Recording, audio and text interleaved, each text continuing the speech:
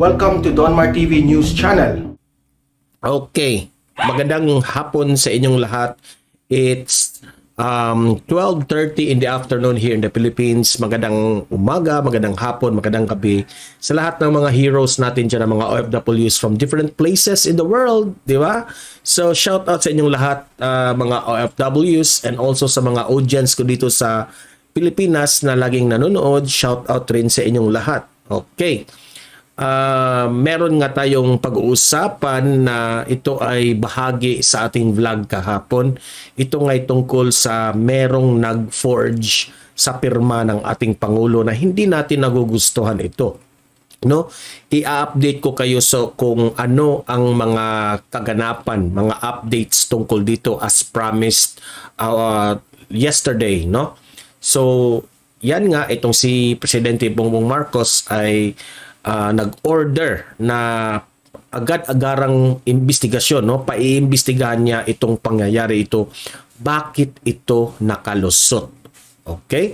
So, this is an update kahapon kung ano yung vlog natin. Okay? So, pero bago natin yan pag-uusapan itong matinding pangyayari tungkol dito na forging the pirma of the Pangulo, importante guys na i-like at i-share muna itong video na ito para marami ang makanood, okay? Sa ating mga Facebook at YouTube, okay?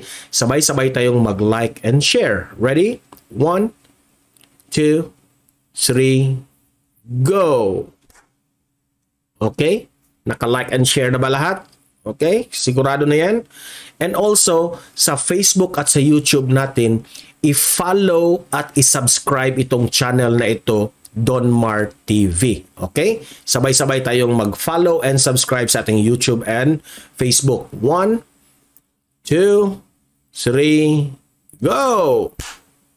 Okay? Naka-follow and subscribe na lahat. Importante yan guys para tayong mga vlogger, no, kagaya ko, ay manatili sa Facebook at sa YouTube. Okay? And kung mag-follow at subscribe kayo sa akin, lagi kayong maa-update tungkol sa mga pangyayari tungkol sa ating Presidenteng Bongbong Marcos. Okay? Na ito ngang pirma ng ating Pangulo ay pinoforge, no? Sabi niya sa balita kanina, no, narinig ko na merong forge yung peking appointment, no? Kaya pinaiimbestigahan ito kaagad ng ating sa Malacanang ng Pangulo, okay? So, forged document sa Bureau of Immigration, no?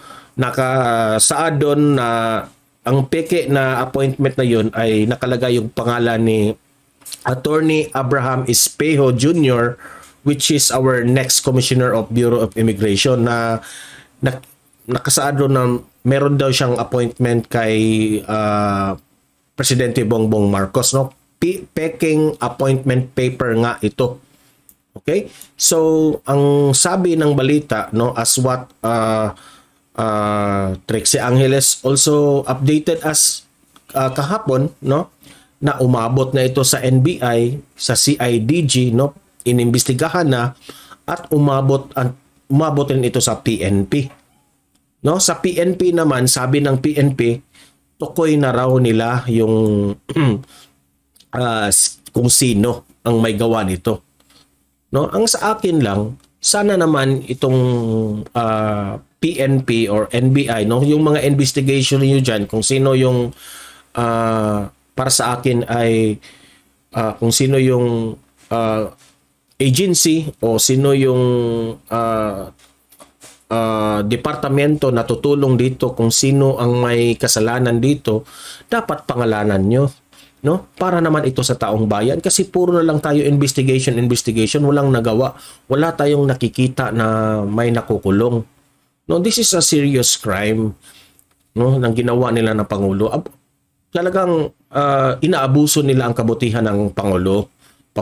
Parang wala silang takot na gumawa ng peking appointment, no? Nakakatakot ito. Dahil ayan, sino pa namang departamento na hindi magugulat o hindi papayag kung meron ng pirma ng Pangulo no? So itong peking pirma ng Pangulo, like this one, peking appointment paper, pwede itong magamit sa ibang aspeto ng transaksyon ng gobyerno. This can be used sa mga corruption. This can be used as an order or yung utos, pwede ito gamit ang pirma ng Pangulo. So sino ang masisira dito? Yung ating Pangulo, no? Kung kaming mga 31 million na bumoto ni Presidente Bongbong Marcos, o kahit hindi yung 31 million, lahat ng Pilipino ng sa Pilipinas, no, nakaabang sa mga galawan ni Presidente Bongbong Marcos, no? Lahat susuporta kay PBBM at marinig lang namin na may ganitong nangyari na ginamit ang kanyang pirma sa mga ibang transaksyon. Hindi ito maganda, no? So sana CIDG, NBI, DOJ, Boying Remulla, especially itong si PNP Chief Rodolfo Azurin, kung meron mang may kasalanan dito, pangalanan nyo na. Gusto naming makita sa taong bayan na meron talagang nakulong sa mga kanilang ginawa. Hindi lang puro balita, ganyan. Sawa na kami sa mga balita na wala namang, yung kagaya kay Sebastian. Naghihintay kami kung ano ang gagawin kay Yusek Sebastian, no? Yung illegal resolution ng sugar importation, no? Ito na naman, grabe na ito, no? Kasi nasa peligro ang sitwasyon ng ating Pangulo dito. Masisira ang pangalan ng ating presidente, which is kaming mga botante ng ating Pangulo ay medyo, ito ako bilang isang vlogger, no? Ako, talagang ilalahad ko ang katotohanan. Ipagtanggol ko talaga si Presidente Bongbong Marcos. Kailangan kong ipaalam sa aking audience na ganito ang mga nangyayari kasi baka merong sumulpot na mga orders dyan, sumulpot na mga pangyayari dyan na hindi galawan ng ating Pangulo, ngunit siya ang pagbibintangan kasi merong mga pirma na mga peke. No? So, kaming mga taong bayan, no? Ako bilang representante ng aking mga audience, no? Representante ako ng Pilipino na inihayag ko, no? I can express sa aking kung ano yung pananaw ko dito, no? So sa akin, no? Representante ako. Sana naman, no? Kaming mga Pilipino na umaasa sa ating presidente, sana ayusin nyo ang investigasyon dito. Hindi puro salita lang, no? Hindi naman ako hindi ko sinabing may mali ang PNP chief natin, mali si Boying Remulla, mali yung CIDG, mali yung NBI. Hindi ko sinasabi. Ang sa akin lang, yung taong bayan, no, is asking na ayusin nyo. Give us an assurance na meron talagang makukulong dito sa pangyayaring ito. Sabi pa nga na itong peking appointment na ito, ang Great Seal of the President, yung sa Malacanang, ay finorge, no? Kinopya. Kinopya rin ang mga dokumento, especially pirma, ganun. Lahat ng template siguro, kinopya dito. This is, sabi ng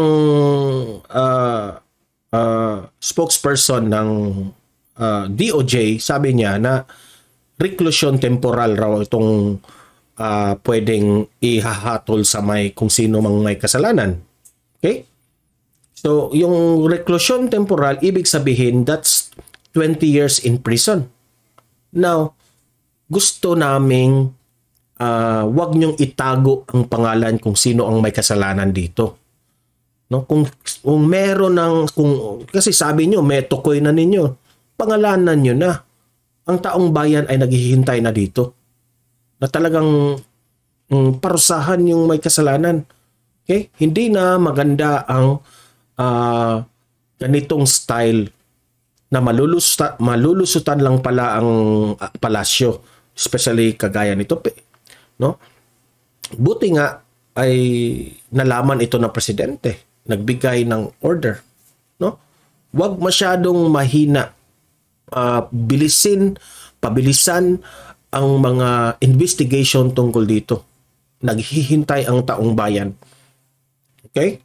So help our president, especially ikaw, PNP Chief Azurin.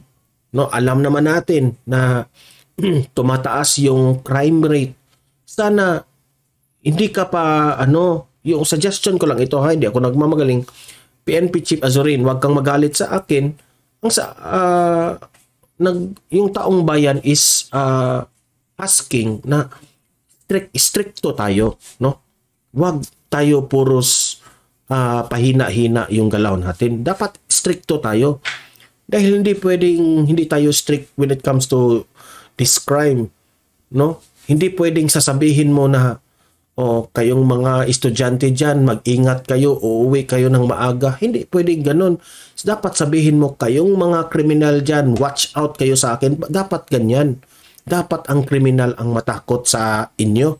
Hindi tayo dapat matakot sa kriminal. Kasi, yan aabuso na yan ng aabuso Diba? So, PNP Chief, no? Galaw-galaw tayo ng medyo kamay na bakal konti. Okay? Especially dito. No? Nalulusutan na dito yung pirma ng ating Pangulo. Do your part. Kasi Pangulo na yan.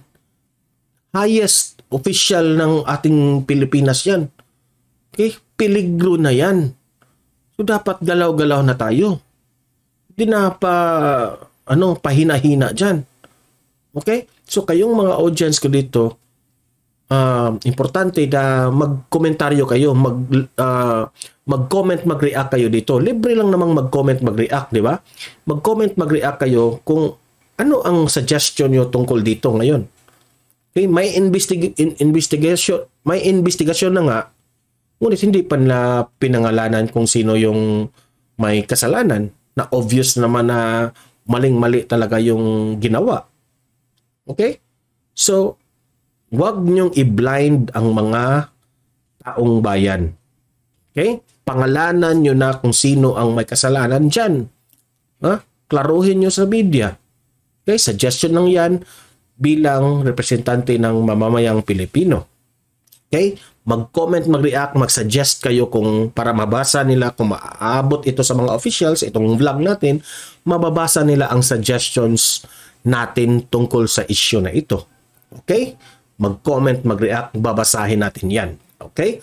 And importante na i-like at i-share itong video na ito sa ating Facebook at YouTube para maraming makanood sa ating balita na kung ano na ang nangyari tungkol sa ating presidente. Okay?